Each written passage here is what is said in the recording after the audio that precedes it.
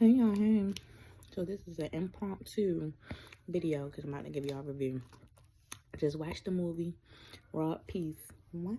I guess because it's getting wintertime. I feel like I'm getting hyper pigment. Like my skin is too toned. I don't know. But anyway, child, because that's what it's looking like in this camera right now. But anyways, man, I just watched the Raw Peace movie. And it's about this guy named Robert Deshaun Peace, who was killed in a drug, who was unalived in a schmug deal gone wrong. So, according to, it's a book about him, but this is based upon the movie.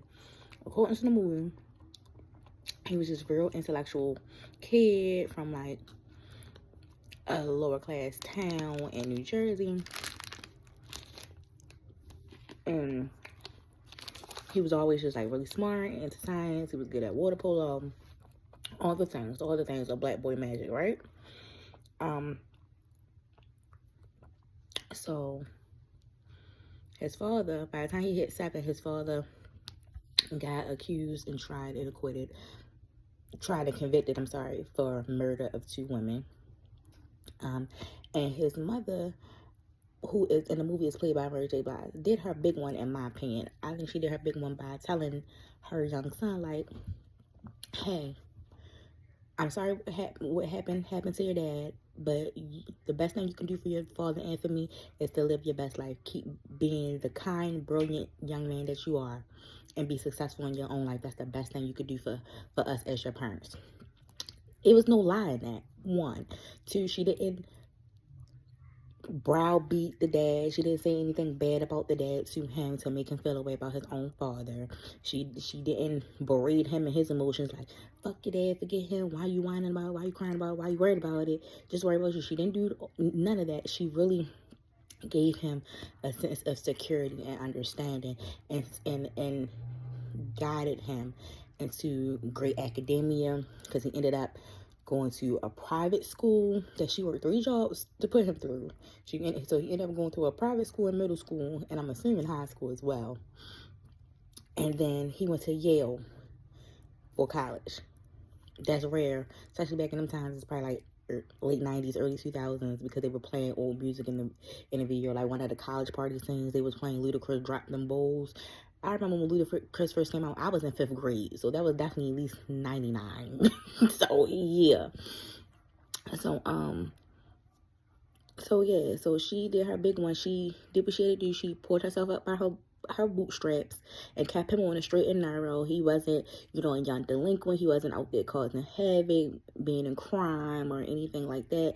He would, he played water polo. He was great in school. He treated his peers, because he had like a friend that was like failing or something. He's like, don't worry about it. We're going to get through this together. I'm going to keep tutoring you. All the things. Like I said, went to Yale or whatever. And he was trying to stay at a college in New Jersey. And mama was like, you're going to take your ass to Yale. You're going to seize this opportunity that a lot of black men don't get, because he was on the trail to be a great scientist. And at this point, when he found out he got accepted to Yale, he actually did his big one and found a loophole using the 6th Amendment to get his dad out of jail. Unfortunately, it was short-lived. The dad was only able to get home from jail for 30 days before the prosecution reneged and found another loophole to send his black behind back to the prison, in which she stayed until his death. And at that point, you see the shift of relationship change between father and son, because the father, got that taste of freedom after he had been locked up for so many years, was able to be home for 30 days, was able to witness his son get those college acceptance letters, only to get sent, back after 30 days. So at that point, he's looking at his child like, you got all these opportunities and you at Yale with these rich white people. Get me a lawyer. Get me the F up out of here, because I ain't doing another effing minute up in here. Like, he was like wild and talking to his son crazy as if his son owed him anything. He lucky his son did his due diligence the first time to get him out. His son was not a lawyer. His son was in college to go to do science. Science and law, 2 different things. Granted, a lot of the prerequisites you're going to take, but as a law student right now, 2 different things. And I would have looked at my daddy and told him to kiss my black behind. Because what you're not going to do is yell at me. And, that's good. But what you're not going to do is yell at me and make it seem like it's my fault or my responsibility because I've been placed in a certain position in my life at 17, 18 years old to get you out. Like, I did it the first time off the contingency that you're my daddy. And I did that out of the kindness of my heart. Now you acting like I owe you that. That's crazy work. Like, I don't like that. I don't like how the daddy was talking to his son at all. I feel like he was berating him and browbeating him and made me almost upset that his son wasn't facing the same hardships that he had faced in his life. Because even when he was there to see his son get accepted to Yale and all these other different schools, he was like, you getting handouts. No, fool, it's called scholarship. It's called paid tuition. Because I make the school look good. Because I'm the talent. I'm the prize. Don't hate. Like, who would do that? Like, I would have cussed my child's father out. Like, what you're not going to do is rain on his parade. What you're not going to do is make it seem like the hard work and knowledge and the things that he has done to get himself in this position is small. And that what he's getting, tuition or whatever, is a handout. And make him feel bad like he shouldn't take it. It's kind of giving the same thing for all the people that watch Bel-Air, the new Bel-Air, whatever. Marlon Wayans' character is Will's father, and he made it seem like that too. Like, oh, you getting all these opportunities playing basketball through Bel-Air. Well, I was in the trenches in Philly trying to get my basketball career off the ground. It's not the same. Like, yeah, it ain't the same. And one of us has more of a chance to make it than the last. Each generation should be happy to see the next generation propel. The fact that the older generation be so butthurt that it ain't them bothers me real bad.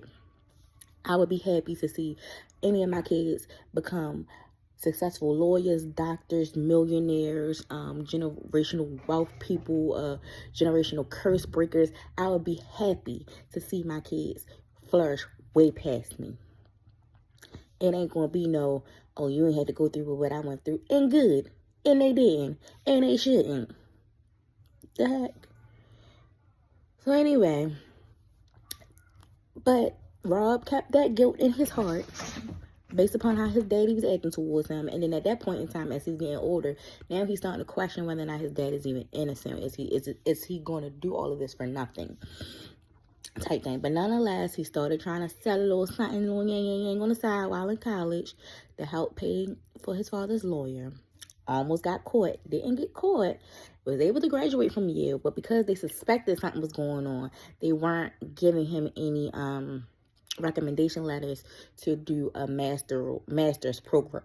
Oh, excuse me, y'all, a master's program to get his PhD or anything like that. So he ended up graduating from Yale, became a teacher and a coach at his old high school. And also he started a real estate company back in New Jersey. So he was doing good for a little while until the economic crash of 2008, which anybody that's at least 33 and older, you should know, or, somewhat remember the recession of 2008 when Obama first got elected into office, the crash of Wall Street, how that affected, like, all those big companies, all those people that worked on Wall Street, the strip clubs. There's a whole movie called Hustlers, which is about how even the crash of 2008 affected not only real estate and Wall Street, it affected the strip club industry too. So all of that plays a part. So that's what's going on, right? All right. So at this point, they in a hole because his company is real estate. So they took out X amount of loans or invested X amount of money in renovating properties to try to sell. It's a housing market crash. Ain't nobody buying. And if they do buy, it's going to be for a lot less than what they invested in these properties, and these banks want their money, he said. So now they back to selling a little yang around the way. To the point, one of his investors had a small child. And he like, I invested my whole life. I now don't have nothing for me or my son. So they started selling a little something on the side. And they was able to make enough money to where Rob must have had a sense. I'm not saying that he had a sense that he was about to pass away. But he must have had a sense of this ain't a good look, you know, trouble could come our way from this, and he got a boy to raise and take care of, so let me give him his cut now so he can be free away from, you know, a criminal lifestyle and have the money that he needs to take care of him and his family. He did that, and like next couple of scenes you see later in the movie is the deal gone wrong or whatever. And it ended kind of on that note. And that made me sad. Not because I didn't know his story, so I wasn't expecting for him to be unalived in that way. I was actually expecting like a triumph type of ending. I wasn't expecting a death, so to speak. But it made me say that it ended on that note because it was like his story is like so many other brilliant low income people of color children that is brilliant and sometimes don't even have these opportunities, and stuff go bad for them. And then you have the probably 5% club that's come from a low income situation, have these trials and tribulations, and have these brilliant minds, and does get to navigate through great opportunities and still have tragedy come to them. It's just sad because you want to see a Cinderella story. You want to see a person come from nothing to something and stay at the top. Like Shine, how he has a redemption story. He came from nothing to something, lost it all, rebuilt it. Now he's a prime minister of Belize.